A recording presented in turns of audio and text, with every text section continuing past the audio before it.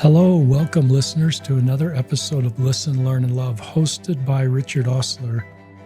My guest on today's podcast is probably my very best mentor as an LGBTQ ally, my friend, Dr. Robert Rees. Welcome to the podcast, Bob. Richard, it is such a pleasure to be part of a ministry. I listen to your podcasts, and every one of them brings both light and joy. And I am so grateful for what you're doing. Thank you. Bob has a 4-page Wikipedia. He's one of our more famous guests, and I will link to that if you want to read it in the show notes. He's been an author, he's a theologian, he's a professor, he has a PhD. He was a singles ward bishop in Los Angeles from, if I've got it right, 1986 to 1992. And he became a friend to gay people in his ward. And ever since then, he's been one of the very best allies to LGBTQ Latter-day Saints. I thought Bob was about 80, but in the Wikipedia article, it has his age. He's actually turning 91 later this year. He doesn't look like 91. He's still writing books and has more books in the pipeline. But he's going to join us today just to talk about his work in the LGBTQ space.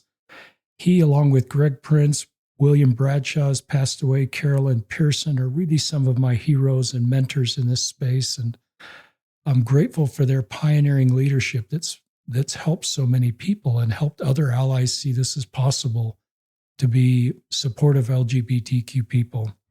His latest book is called Reimaging and Reimaging the Restoration. And it has a wonderful foreword by Philip Barlow, who's a dear friend of Bob. But chapter 8 is a chapter that talks about LGBTQ people in this book.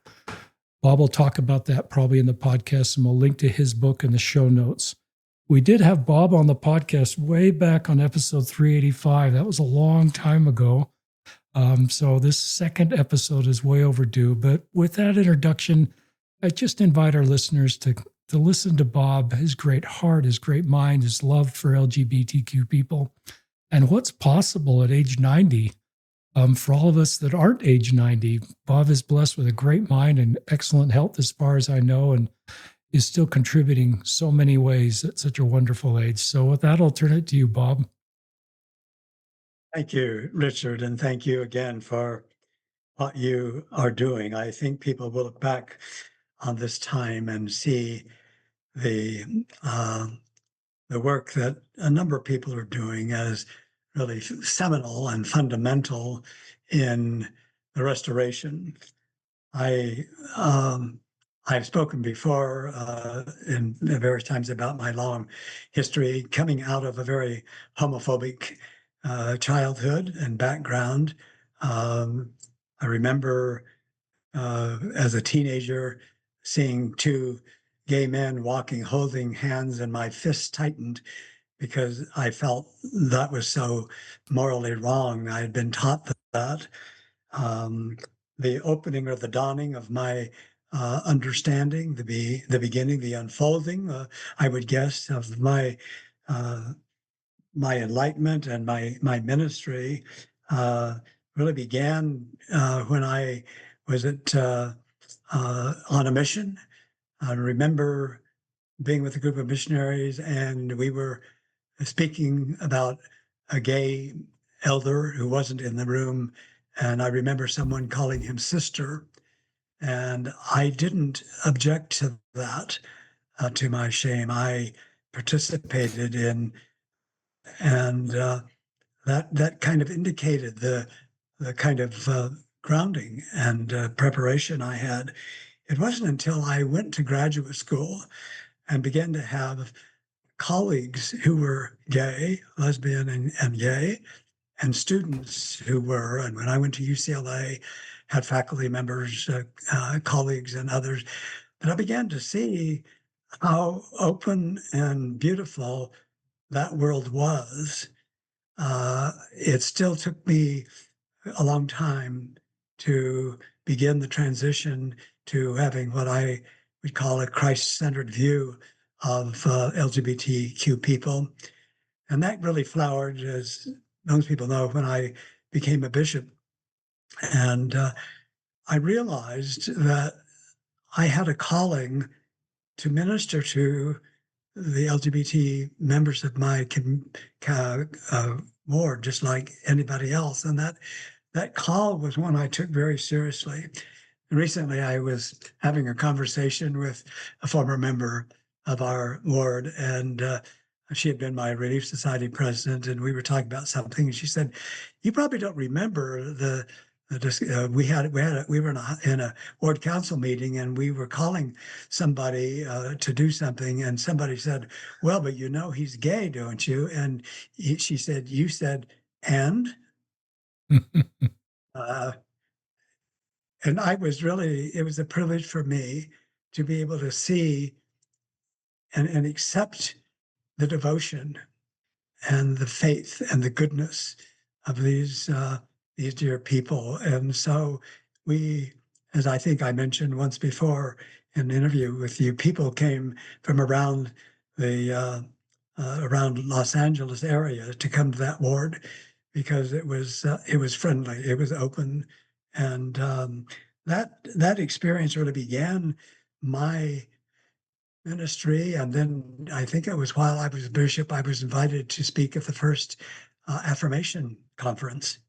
And that opened up a new opportunity for me to be able to use my voice and to begin finding ways that I could teach and learn and be part of what I really believe is a ministry both of and in the restoration. I heard the other day Reverend Warnock, senator, speaking, and someone asked him about the other Christian senators who seem so different from him, and he said something that really touched me. He said, "I'm a Matthew 25 Christian." And I'm a Matthew 25 Latter-day Saint and Christian. And so the book that I've written and the chapter in it devoting to this comes out of a, um, a long interest in an engagement with the imagination. I didn't know what I was going to do in life. I didn't think I was smart or capable. I went to BYU. I went on a mission, and that helped me grow up a lot. I went back, fell in love with literature and poetry and music, and uh, uh, and then with all of that, with the imagination, and I I hadn't realized at the time, but when I was 15. Um, and my family is a very interesting family. It has been converted to Mormonism in 4 generations, each separate of the previous generation. And when I was 15, and I grew up in a godless world. It wasn't until my father came back from the Second World War and rescued me from a foster home and taught me the gospel that I first really knew about Jesus and God and prayer and all that marvelous, enchanting world. Um, but when I was 15, I was the only member of my family going to church. And someone said, "Have you had a patriarchal blessing?" And I didn't know what that was. I said, "Well, you should have one." We lived in a small town in Arizona, and I had to go to Mesa, which was about 70 miles away, to get a blessing from a patriarch who knew nothing about me or my family. But he laid his hands on my head and said things that then I didn't understand and had no vocabulary. But he said, "You have been blessed with an understanding heart. You've been blessed to seek for the high and uh, holy things. Open your heart and mind to the beautiful in music, the beautiful in literature, the beautiful in thought." And as I say, that meant nothing to me then. But when I read that as a freshman, as a missionary, I began to feel some sense of what the imagination could be and what it was. So it was that blessing in a way that kind of opened up uh, for me this marvelous world. And and I've been in it ever since.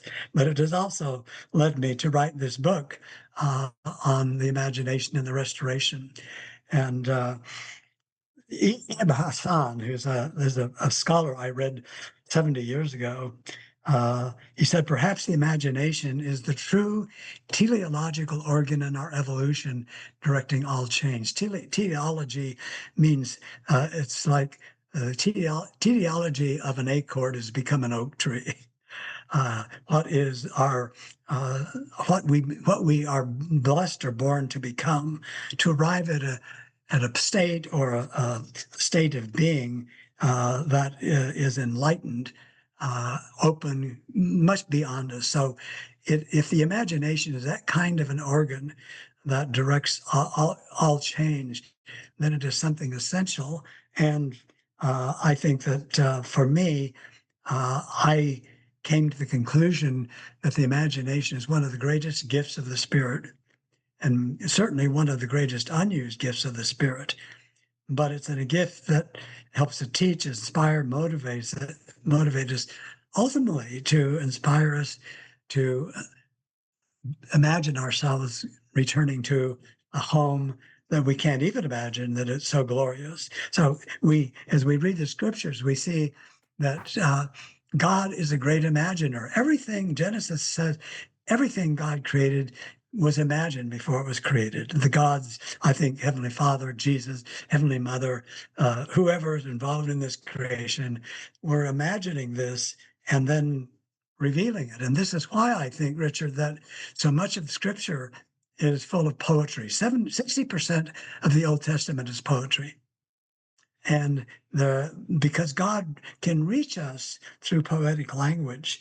And I believe that just as, I think that we tend to have moved up lock, stock, and barrel up into our brains with the Enlightenment, but God has given us a heart and a mind, and it is the conversation between the two that I think leads us to truth. And so when God says, "Come, let us reason together," I believe they are also saying, "Come, let us imagine together." And as we imagine, and I think this is exactly what Jesus is doing when he's teaching the parables. He's saying, imagine there was a man, or there were two people on a road, or whatever. And it opens our imaginations to frame new and kind of striking conceptions. So imagination reveals not what is, but what is possible. And I know that people will say, yeah, but you got to be careful of the imagination. I know the scriptures talk about the vain imaginations and foolish imaginations and evil imaginations. And like all gifts, this one can run in that directions. But what I have in mind is more in keeping with what God said to William Law in the Doctrine and Covenants, or said about him. He shall mount up in the imagination of his thoughts as upon eagle's wings. Think of that imagination. Think of that image that we come up and begin to see from the point of view of an angel or of an eagle. And this is what, when Hosea 12:2 says, God says, in the hands of the prophets shall I imagine, but also in our hearts and minds. So the astonishing revelations that came to Joseph Smith, people don't realize that the restoration begins with Joseph Smith's imagination. He imagined he could go into the woods and God could answer his prayer. Very few people believed that it could be answered in the way that it was answered. But Joseph's vision was expanded exponentially by what happened in the sacred grove. And what he saw, no one believed he could see. The primary understanding of God in the 1820s was that God was vindictive, he was punitive, he was angry. Sinners in the hands of an angry God was the most read and given sermon in the time. And people believed they were, fallen, irredeemable probably, but certainly wicked and guilty. When Joseph looked into the face of God, he saw a loving God and his son looking back at him with pure love. And he knew that God was a God of love, and he knew that he was loved. Those two revelations begin at the unfolding of the restoration. It's interesting that Harold Bloom, a number of years ago, went to the University of Utah. He's a very famous Jewish humanistic scholar. He was at the time. And some of the anti-Mormons that you were saying, okay, he's going to be talking about Mormonism. Now we're going to be vindicated. Instead, he gave this remarkable lecture on Joseph Smith, in which he said Joseph Smith was an authentic religious genius and surpassed all Americans. Think about that. I have taught Emerson, Thoreau, Whitman, Melville, Jefferson, Lincoln. He surpassed all Americans before or since in the possession and expression of the religion-making imagination. There had to be an immense power in the myth-making work, the imagination at work, myth-making imagination work, to sustain so an astonishing and an innovation as the Restoration. Bloom also said something interesting, that he said he felt that Joseph's followers had not yet been able to unfold the promises of the Restoration, which means, and this is exactly what restoration means, that it is ongoing. It will continue to go. So part of the work of the restoration, it's what I say, the restoration is not something that happened, it's something that is happening and that we can help make happen. And that is such good news. I mentioned that in a conversation we had before, Ms. Richard, that I don't understand why I have this particular calling, but I have it, and I've rejoiced in it to be part of this ministry.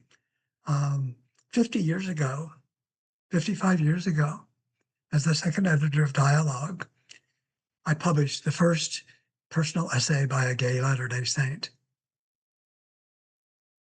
Like some things that came across my desk, I was kind of astonished by it. It was written by someone who's wrote a lot of LGBT things during those years, the name of Anonymous. But he said something that I've never forgotten. He said, in all of my years, I've never heard one kind word about gays from a Mormon pulpit. Wow. It was 55 years ago. I realized that I really needed to publish that essay. I didn't know who that person was, but a number of years later, he came up to me at a Sunstone conference and said, "You don't know who I am, do you?" And I said, "No." And he said, "I'm anonymous." I said, "Oh," and we embraced. This part of this calling is inspired by some of the literature that I read and teach. But one of the things that I remember is the old Shaker hymn called "More Love, More Love." If you love not each other in daily communion, how can you love God whom you have not seen? More love, more love. The heavens are blessing, the angels are calling. O Zion, O Zion, more love.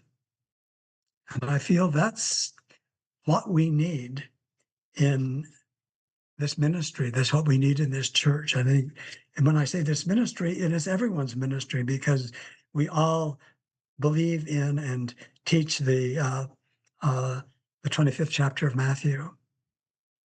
And so these people are part of our family. Jane Howard said, call it a clan, call it a network, call it a tribe, call it a family, whatever you call it, whoever you are, you need one. You need one because you are human. And so these brothers and sisters who come to our wards, or sometimes don't because they don't feel welcome, because they aren't or haven't been welcomed, are part of our family. And the Latter-day Saints believe so much in families, but sometimes we are selective in whom we consider part of our family. but God has called them and called us into this family. And one of the things that I feel about the imagination, one of the firesides I'm going to be giving is called "What Do You Do When You Fall in Love?" Nearly all human beings, whatever their gender, are born with a deep desire, a primal need, emotionally, socially, physically, to bond with other people. That's something we don't choose. We develop, beginning in puberty, we develop this powerful intrinsic desire to bond romantically and intimately with a few individuals, a kind of an extraordinary attraction, a combination of what we call romantic love, sexual and erotic desire, which the restored gospel says is a fundamental spiritual gift from God. Sex is not something to be rejected and abhorred and tolerated, but something to be celebrated. In this, that falling in love is something that Lewis Thomas and his co-authors write about in a book called The General Theory of Love. They say, as a full-throated duet, a reciprocal interchange between two fluid, sensing, shifting brains. We call this limbic resonance, a symphony of mutual exchange and internal adaptation, whereby two individuals become attuned to each other's inner states. Anyone who has fallen in love recognizes what that is. But they go on to explain, when we look into the ocular portals to a limbic brain, our vision goes deep. The sensations multiply, just as two mirrors placed in opposition create a shimmering ricochet of reflections whose depths recede into infinity. Anybody's been to the temple and stood in those mirrors, looking forward and backward into eternity, into the past. Eye contact, although it occurs over a gap of yards, is not a metaphor. When we meet the gaze of another, two nervous systems achieve a palpable and intimate apposition, that is, a sameness. This is beautifully expressed in the last stanza of Pablo Neruda's Sonnet 17. He says, I love you without knowing how or when or from where. I love you straightforwardly without complexities or pride. So I love you because I know no other way than this, where I does not exist, nor you, so close that your hand on my chest is my hand, so close that your eyes close as I fall asleep. Whether such intimate electric connections happen between people of the opposite or similar sexual orientations and or gender identities, they are, as our friend Bill Bradshaw used to argue, hardwired from birth.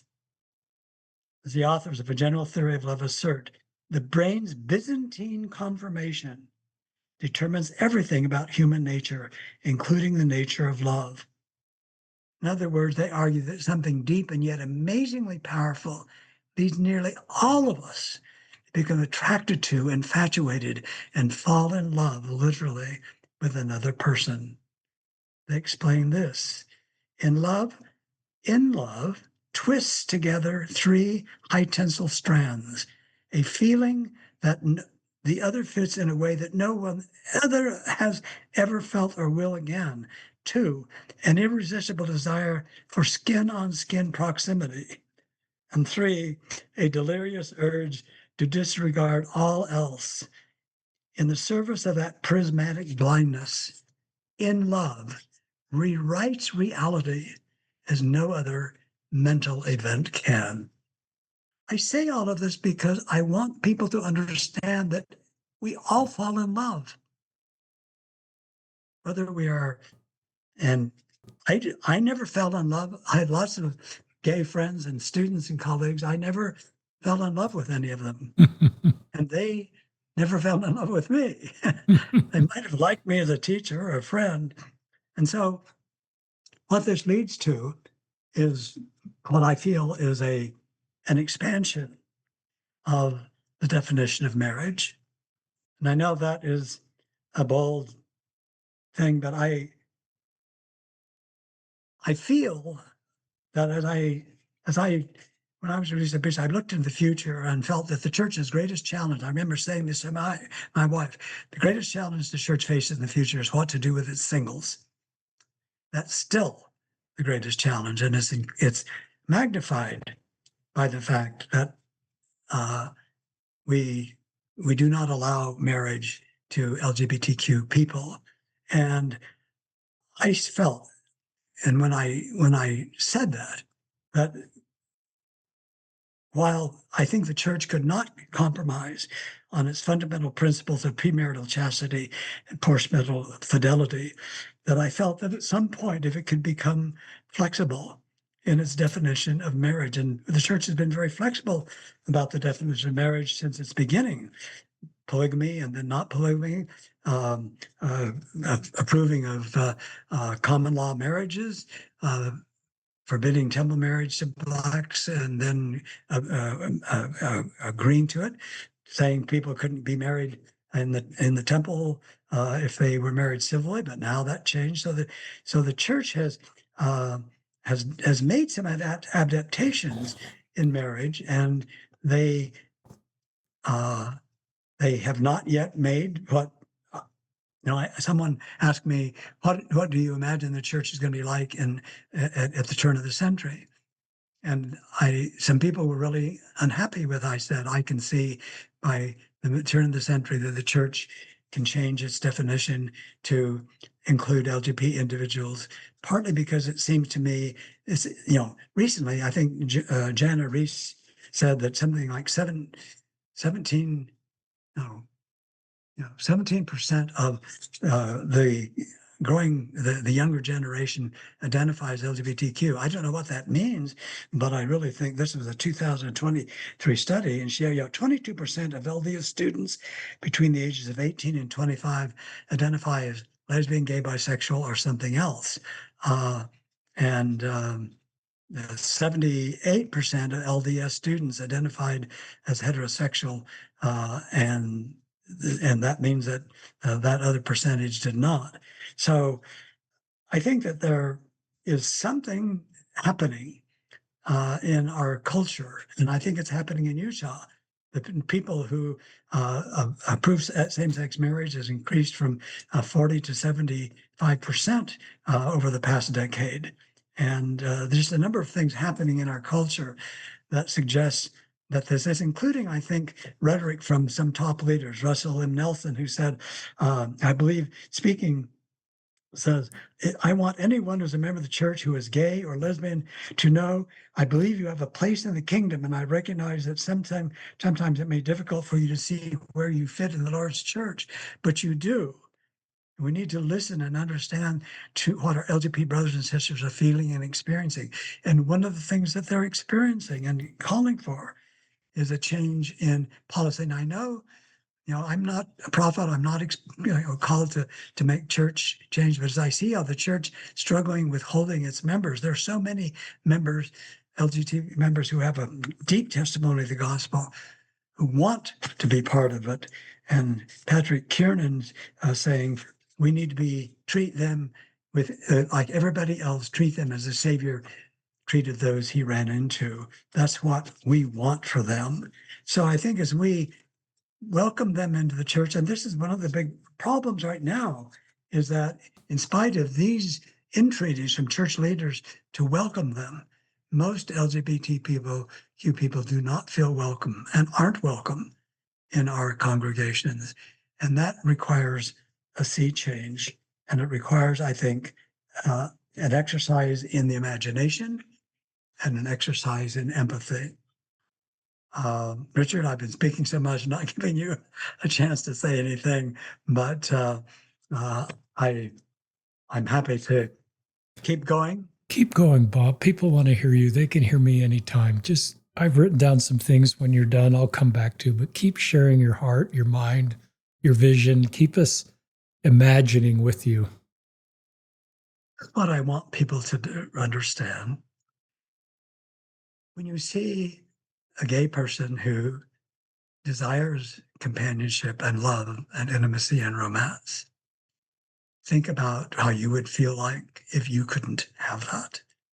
I think I may have told you on a previous conversation, Richard, about experience I had. I was invited to, when I was teaching at Graduate Theological Union, I was invited to go out to Moraga and to give a fireside to a group of Latter-day Saints couples who had been holding firesides in their home together.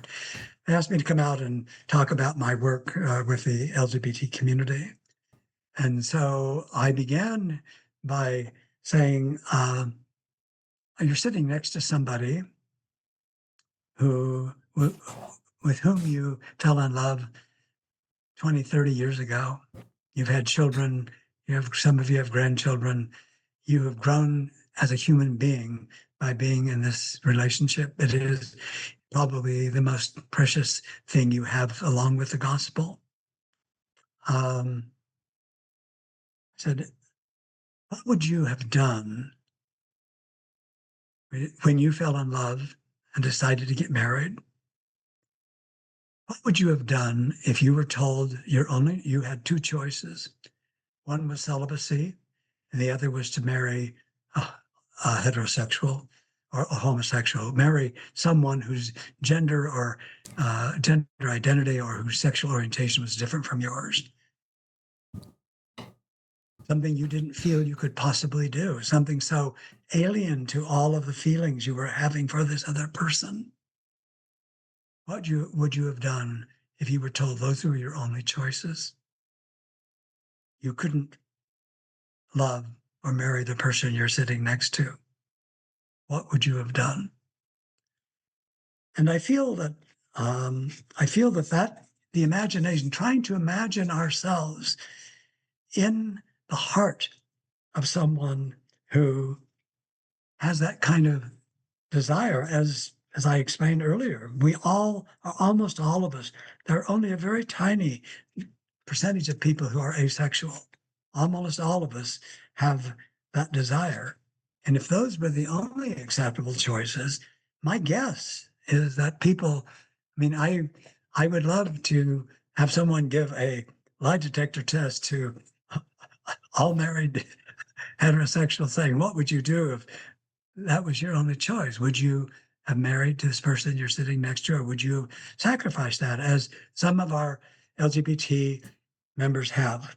Many of them have given up that dream of having a spouse, having children, being part of a family, giving up the dream that they were given when they were in primary. In primary, we teach the most important choice you can make is to find that person like your mom and dad have and pull that person into your life. And so we grow up thinking and dreaming of that kind of a companionship and that kind of a family. So I kind of conclude by talking about Christ. Christ had the most vibrant, fertile, and expansive imagination of anyone in history. I read his life and teachings in the gospel. I see a great, amazing imagination.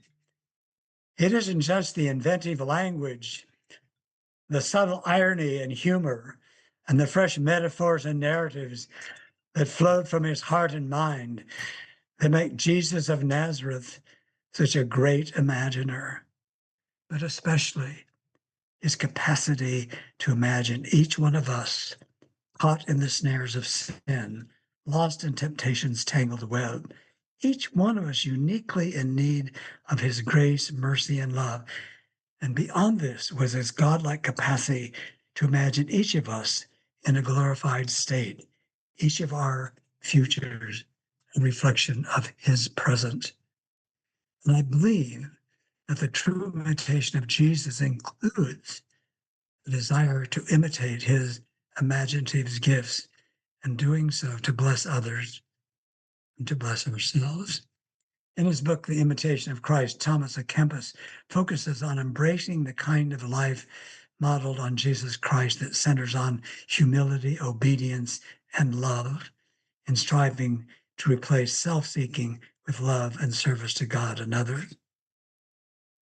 I feel and embrace that call, and I feel Christ has called me to stay faithful and to love the church in spite of its inadequacies and mistakes, in the same way that he stays with me and loves me in spite of my inadequacies and my brokenness.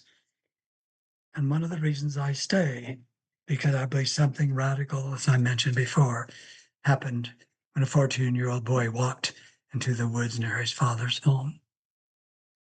That series of paradigm-shattering revelations about the nature of God and humans unfolded in what we call the Restoration.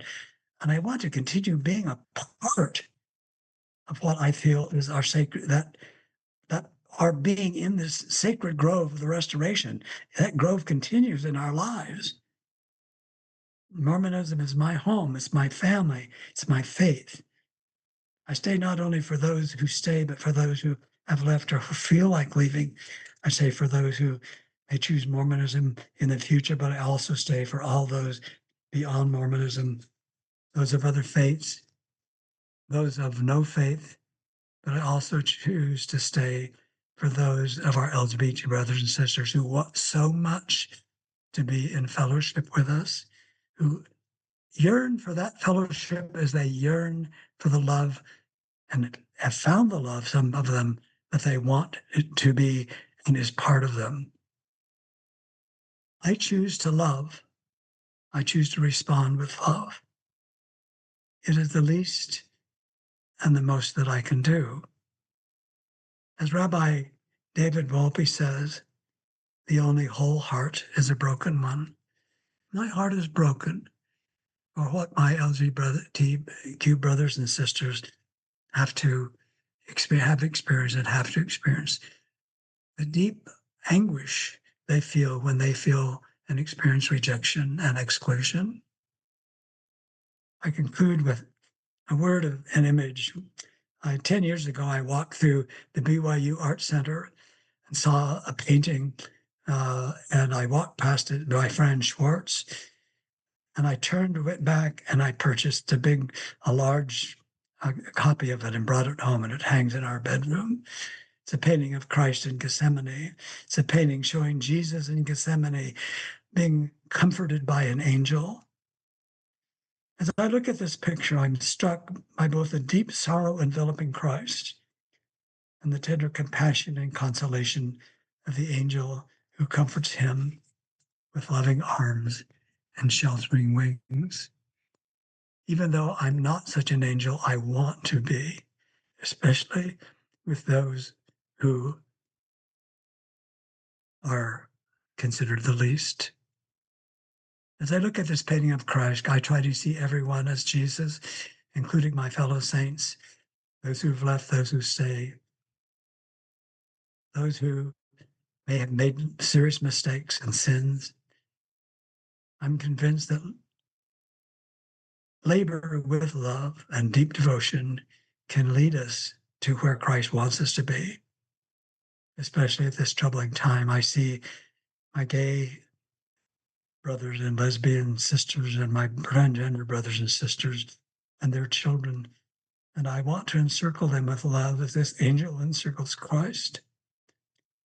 Francisco Goldman says, the great metaphor of the heart of the gospel according to St. Matthew is that those who suffer and those who show love for those who suffer are joined through suffering and grace to Jesus Christ. That is my hope and my prayer, that we can open our imaginations and offer the sweet and blessed love of the Savior, Jesus Christ, to everyone. And I say that in Jesus' name. Amen. Amen. Bob, I'm just so moved with your words and spirit. Sometimes this is the spiritual experience of the week for me, is sitting and listening to podcast guests. And it's been the case with my friend Bob, all of our friend Bob. These are some of the things I wrote down, listeners. No one's ever talked about the word imagining and reimagining before on the podcast, and relating that to the restoration and taking us back to Joseph Smith and his imagination, his thinking outside the box, his creative mind that I think was started by scripture reading in James 3:5 that got him out there in the first place to pray to God. And that's just such a beautiful part of our theology that sometimes, we're in a world now where sometimes it's hard for us to imagine and reimagine. We kind of want things to be the same, and we kind of get in the dogma, and we kind of police each other that are thinking outside the dots and what's possible, that we shouldn't think like that. And I think that you open our minds in a really positive way. It's possible. You're not out there advocating for change. You're not saying you know more than the brethren or you know God's will, but you also recognize there's a lot of pain. And when you say, my heart is broken for where we are supporting LGBTQ people, my heart's broken too. And so I just love the framing of the challenge of the day, taking us back to the restoration.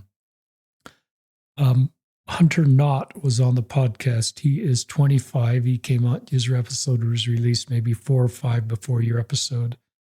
He's a gay Latter-day Saint, and he used the same vocabulary you did, Bob. He talked about it's time for the restoration of LGBTQ Latter-day Saints. And he talked about a class at UVU, an institute class. It's church approved, where LGBTQ people are meeting for a whole semester and their allies and reading insights from the scriptures to find hope and support and understanding and community.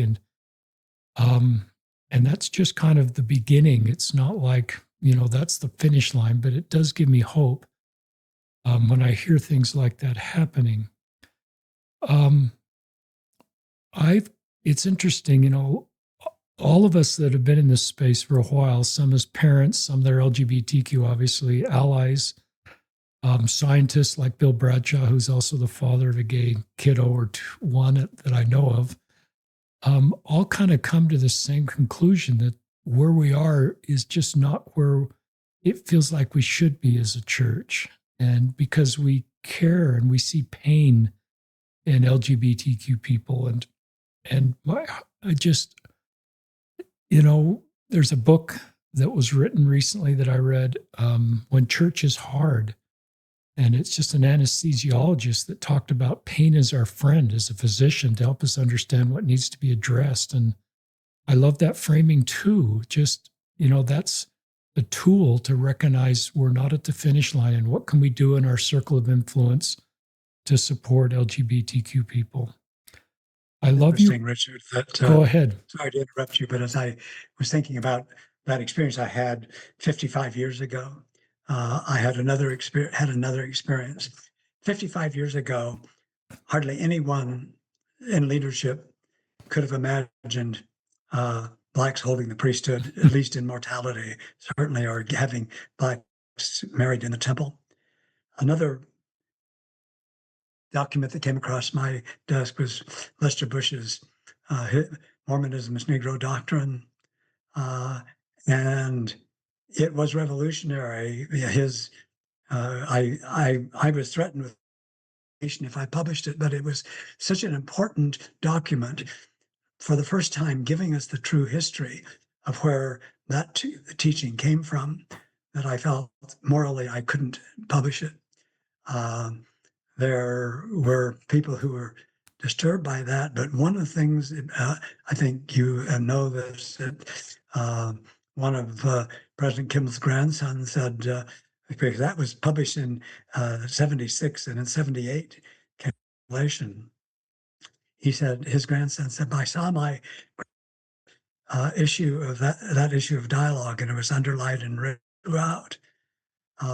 There were a lot of factors that led to that change. But the fact is that there are a number of people who could not have imagined that, or like Joseph Fielding Smith, who imagined it in the millennium, but they couldn't have imagined it then, that Blacks could hold the priesthood. And so to be open at least to that possibility, and to let heavens speak, because we are part of the restoration. We are the restoration. We're all called to be part of the restoration within the, the realm and framework of whatever calling we have, which we recognize as limited, but it's not limited in its imagination.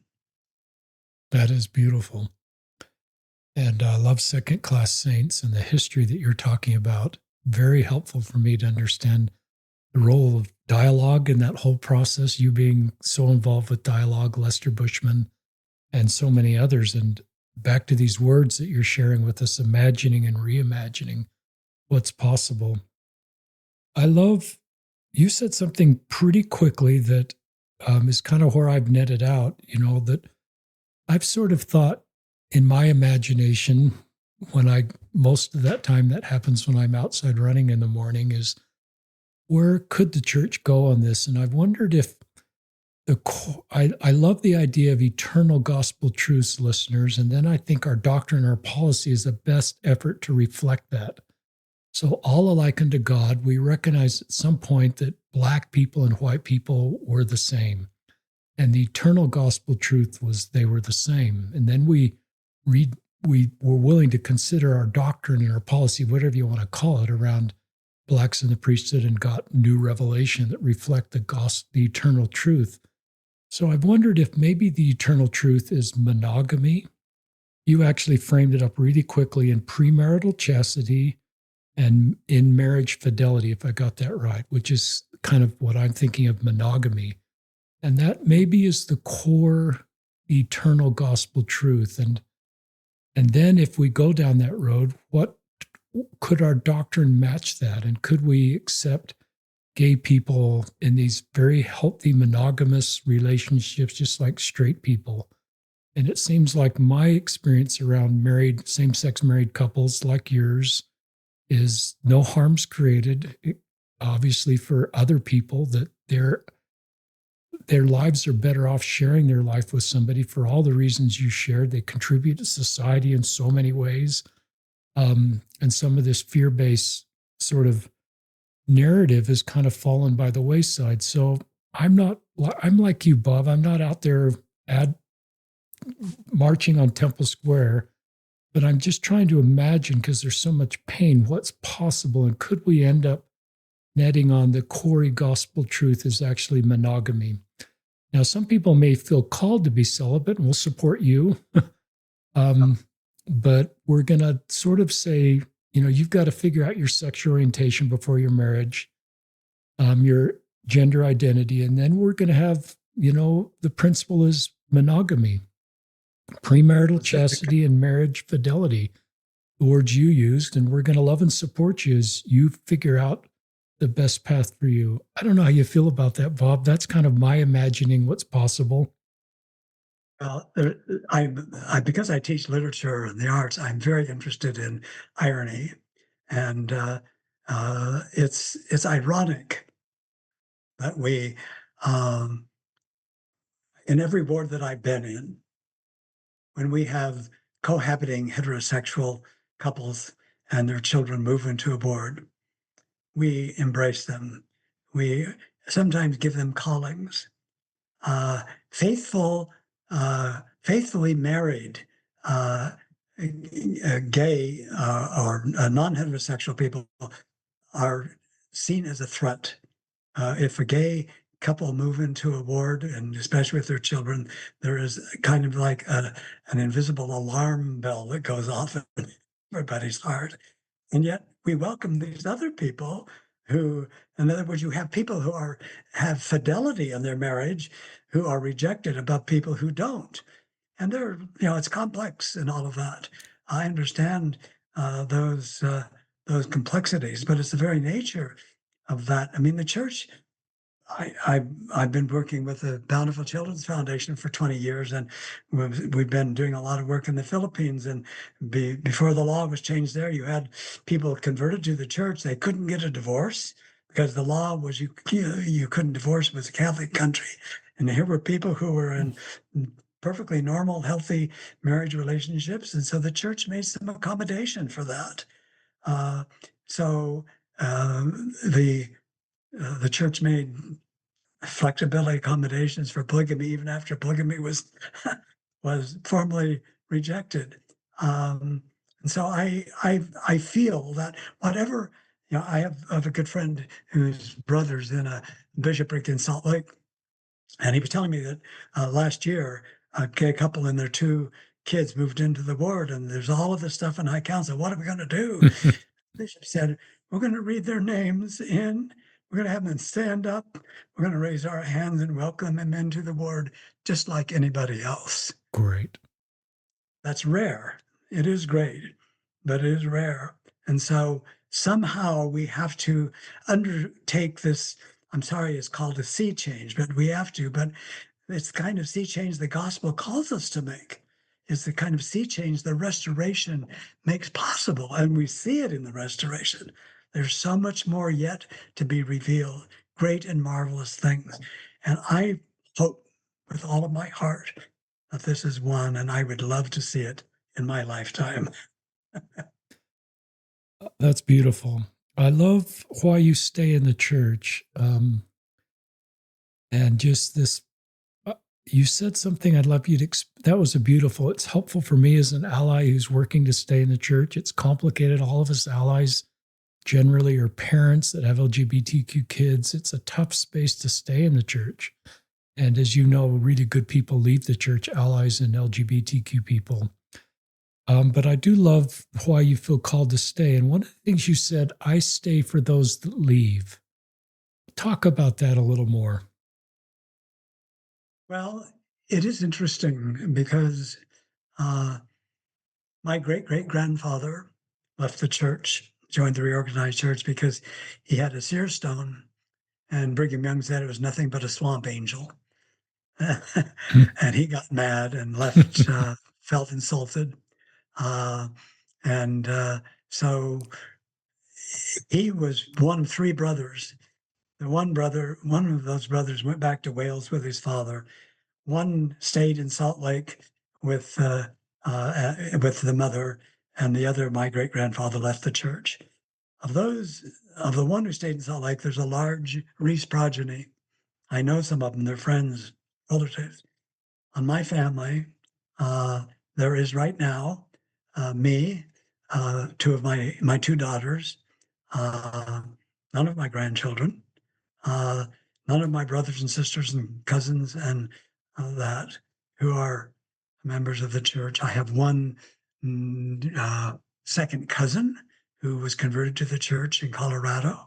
Been in touch with him, but I see that, but I feel, Richard, that if I'm there, I want to be there if a person is homeless and shows up, or I want to be there if a gay person or if a trans person shows up. I want to be there to put my arm around them. I can't help them if I'm not there. I can't make a change if I'm someplace else. And the other reason is that I have found that so many people, because we talk about this being, quote, the one and only true church, that when people leave Mormonism, even if they're Christians, even when they've served missions, even when they have held colleagues, even when they've been bishops, and they leave, they take something so precious away from this restoration. And so I go, and I go faithfully because first of all, I love being there. I love fellowship, but also I go because I want people to know that my commitment to Christ is complete. And I feel I'm very involved in interfaith work. I love it. My wife is the vice president of the Interfaith Council here. I love other churches, and I have holy envy for many of them who are so welcoming. I have a nephew, Latter-day Saint, who was gay, didn't go to any church, and he called me and said, I'm feeling like going back to church. And I said, well, why don't you begin by going to an Episcopalian church? Because I knew his bishop, and I knew he would not be welcomed into a Mormon church, but I knew he would be welcomed into a gay church. So we have a lot to learn from other people, but we also have a lot to give. And I just feel like being there every Sunday as a witness um, especially for those who have difficulty coming. Um, Talk about, um, if you have time, I do. um, we're both allies, so maybe this is just for those of you that are allies. Sometimes we need to talk amongst ourselves. We don't want to dismiss LGBTQ people, but sometimes we need to figure out what the best way we can find support to continue to be allies.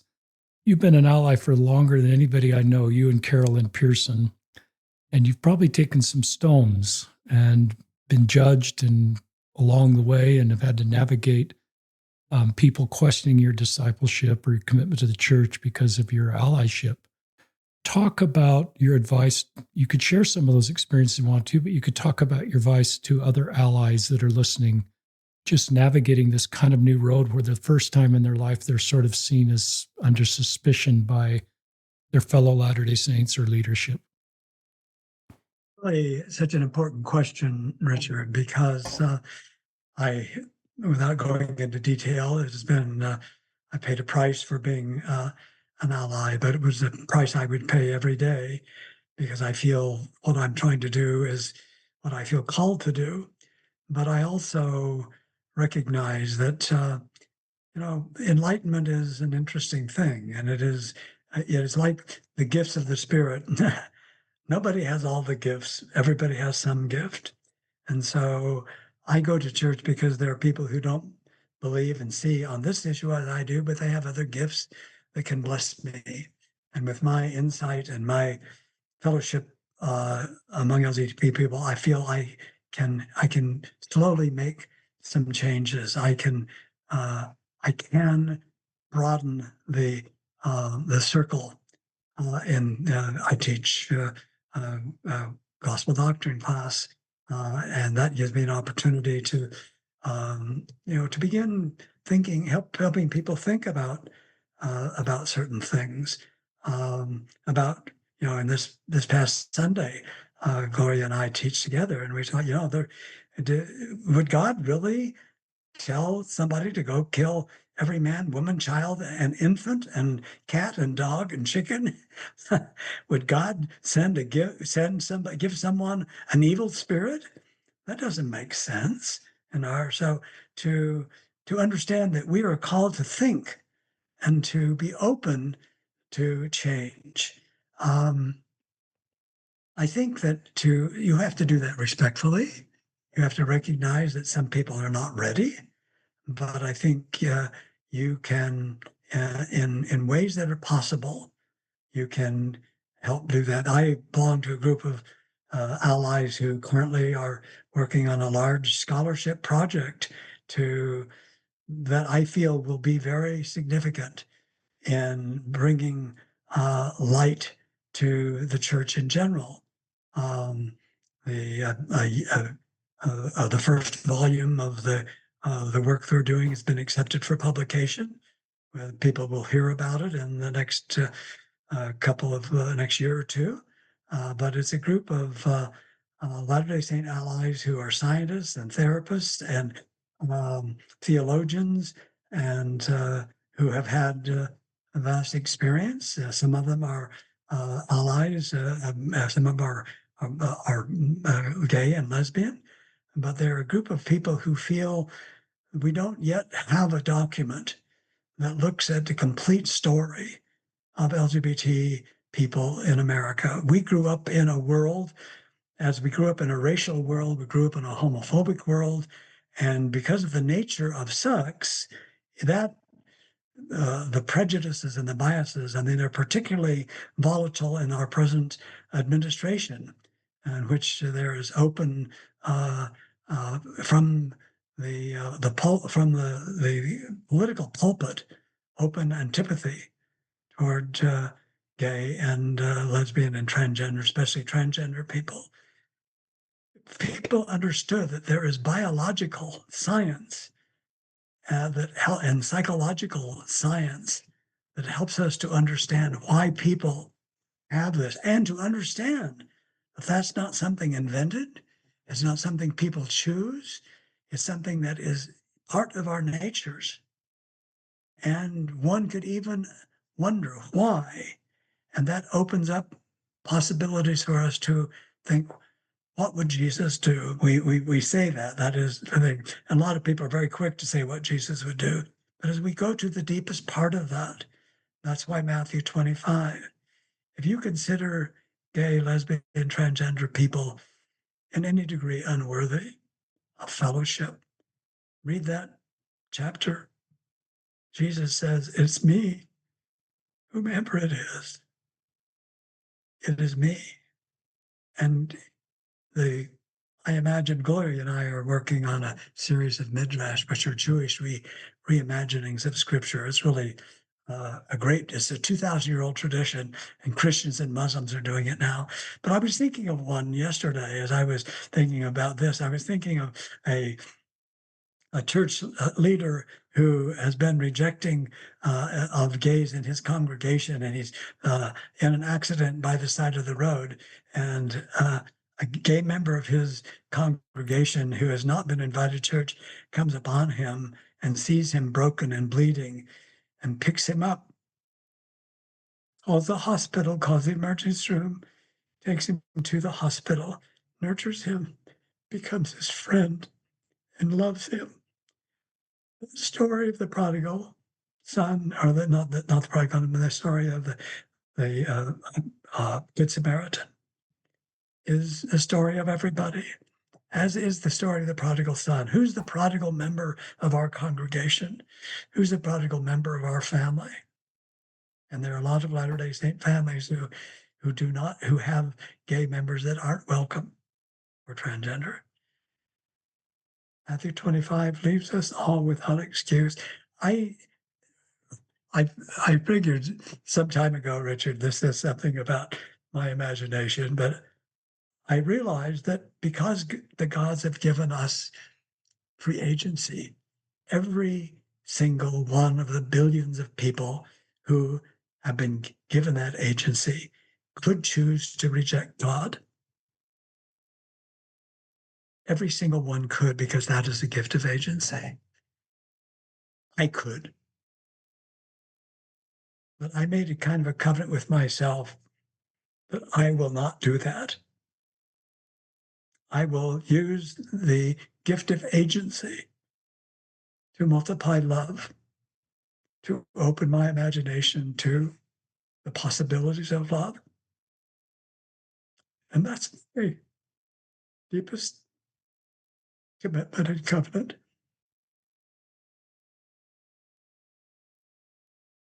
That is beautiful. Bob, I'd love to maybe have you come on the podcast again and just keep sharing. I think that you have more that you could share with our listeners, and I've just been so moved. And on behalf of all of us, I love that I'm a Matthew 25 LDS Christian. I love these things you frame up that are just so beautiful. Listeners, I need to sign off just because I've got a delivery guy coming, or I keep asking Bob questions. But in the show notes, please check out this book. We'll have it listed, Imagining and Reimagining the Restoration. And all the chapters are great. Chapter 8 is the chapter about LGBTQ folk. And also, I'll put the Wikipedia article on there, but you can see all the things that Bob has written, starting with some of his work with dialogue. It just continues, and he's continuing to write, teach, and as you can tell, very engaged. So you're just a treasure to our community. You're a treasure to us listeners. And thank you so much, Bob, for being on the podcast. Thank you for such a generous and a lot of time, Richard. I truly appreciate it. And we love you. And we will sign off. So this is Bob Rees and Richard Ostler signing off on another episode of Listen, Learn, and Love.